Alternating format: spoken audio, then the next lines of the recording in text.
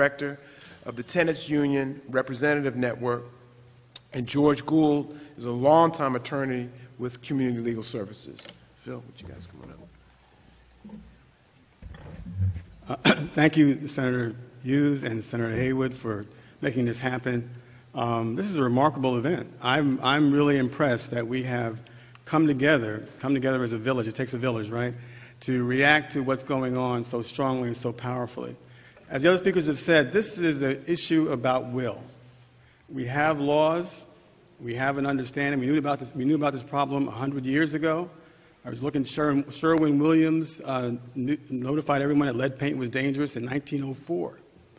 So we've had federal laws, we have state laws, and we have local laws. This law we just got passed in Philadelphia, I think, is a really good law. It has some very glaring problems, but it's a very good law, very powerful law. We have to come together to make sure that these laws are enforced, and that requires two things. It requires resources, and it requires will. We can't do what we're going to try to do without inspectors out there trying to identify the problem, without the courts implementing the laws and exacting judgments, without the law department taking this very seriously and imposing fines on landlords and others who don't comply with the law. We won't go forward without those folks working together, but we also need the goodwill of landlords in the community to make sure this doesn't happen. It's unacceptable that we create a situation where our children are so vulnerable. You know, the measure of a society, they say, is what you do with the most vulnerable members of your population. Infants and toddlers, 3-year-olds and 7-year-olds being neglected and abandoned in this way is inexcusable, and we're all responsible. We can point the finger at someone else, but if we don't come together and address this effectively, it won't happen. And so I commend those who are here today. I look forward to being able to work together. I look forward to real, concrete, tangible enforcement and funds to make sure things happen.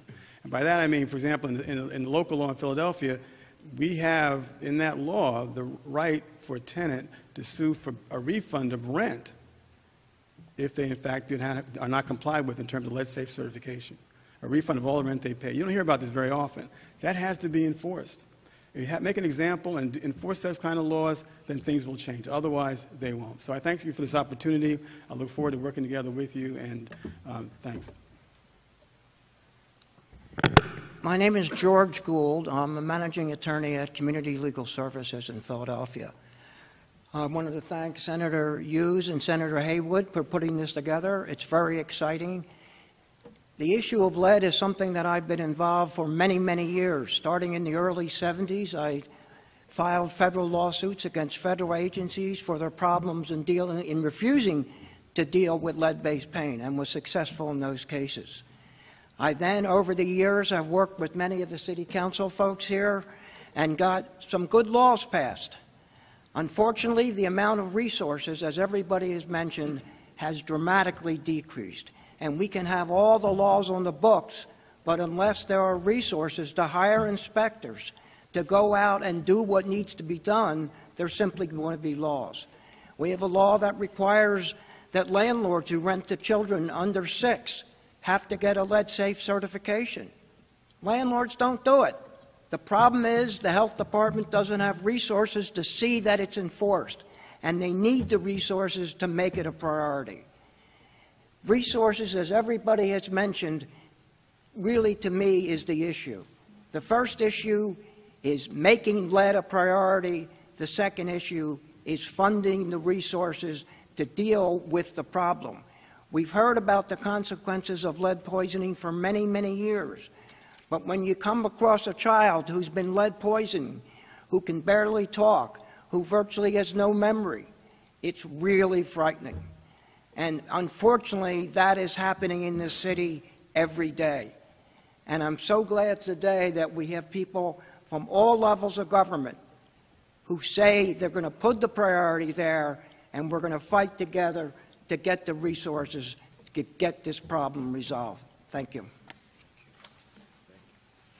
I'm going to ask, thank you, George and Phil, I'm going to ask Reverend Mark Tyler from the Mother Bethel AME Church, Minister Rodney Muhammad, the head of the Philadelphia NAACP, and Jerry Jordan. Why don't you, if you don't mind, why don't you come on up and join us, and if you could comment briefly, come on, gentlemen, comment briefly on what it is our teachers have to confront with this issue of children who are impacted with lead. Reverend. Thank you. Reverend Mark Tyler, pastor of Mother Bethel AME Church, and also a member of POWER, Philadelphians Organized to Witness, Empower, and Rebuild. POWER's been concerned with a number of issues in the city, most notably a living wage, quality education and fair funding, and also reform in the criminal justice system, policing, and mass incarceration. But when we launched 6 years ago, we also had 2 other bullet points that we've not really lifted up that I suspect will be coming to the forefront very soon.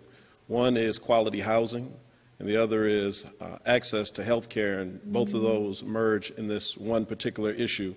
I'm standing here today really because of Jalen, the young man, 9 years old, not much younger than my youngest child. And the reality is that if life had turned out differently for myself and my wife, Jalen could be our children. It's just that simple. Many of us are a paycheck away from having to raise our children in the same types of homes that Jalen's mother, unfortunately, has had to do. And so I want to say that I've heard a lot today about what we don't have, but I want to push back a little bit. I want to thank you, Senator Hughes and Senator Haywood, and all of our elected officials, our soon-to-be congressmen, and all of those persons on City Council who stand here as we stand together. But I want to say that we do have something. I was ticketed going into a Rite Aid one day. I went in for not more than 90 seconds. When I came out, I didn't see PPA when I arrived. And by the time I came out, not more than 2 minutes later, literally, I didn't even see who wrote the ticket. I see boots on cars all the time. In fact, this morning when I woke up, I was flipping through the channels and I saw Parking Wars, and sure enough, the episode was about Philadelphia and people who were down there trying to get their cars out. Because we put a premium on ticketing cars in Philadelphia. And if you don't pay, we put a boot on it and we take it. And the price doesn't come back on the city. It goes on the owner of the car. And if you want your car, you'll find the money. If you don't, we'll sell it and we'll take the money.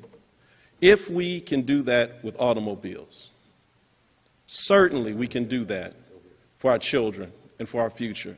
It's unacceptable to me to say that we can't make landlords pay. We should put a boot on their rental income. If they don't need a warrant to boot our cars, then why do we need a warrant if we have proven with these inspectors, who should be paid, by the way, by the fines and the fees that come from the landlords? If we find that their level, as we've heard, any amount of level is too high, if they have levels of lead in their homes, we should take the rent, and if they don't pay, eventually take the property, and I guarantee you that will change things. We've got to make this a priority, and when you hit people in their pockets, people change their behavior. So I want to thank you, Senator Hughes, and let you know that there are people in the community who will stand up and support you as well. Let's make sure that all of Philadelphians, especially our most vulnerable, have all the same rights and access as everyone else. Good morning, everyone. Minister Rodney Muhammad, President of the Philadelphia NAACP. Just very quickly, I want to thank Senator Vincent Hughes. I want to thank Senator Haywood for their leadership in this. When I got back from the state conference, I began to read the articles. The NAACP, of course, nationally has always had resolutions against environmental racism, and for those who are the least and the weakest in the society being exposed to elements in that brought danger and injury to their persons. I just want to say that I fought very hard for universal pre-K. And I want to make sure that when the children get to those classrooms, that the only lead they bring with them is in their pencils and not in their blood. And so the NAACP will commit to the people who should be the most outraged are the people who are living under these conditions. And we have to go set a fire up under these folks, because too often the elected officials get a bad rap, but they're here today. They're on the front line, and they're calling for a fight in this area.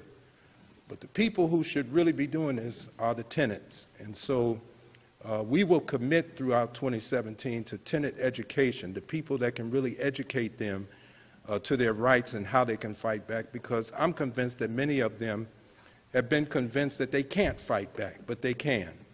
And so the NAACP will join with the combined efforts here and commit to doing that. Thank you very much.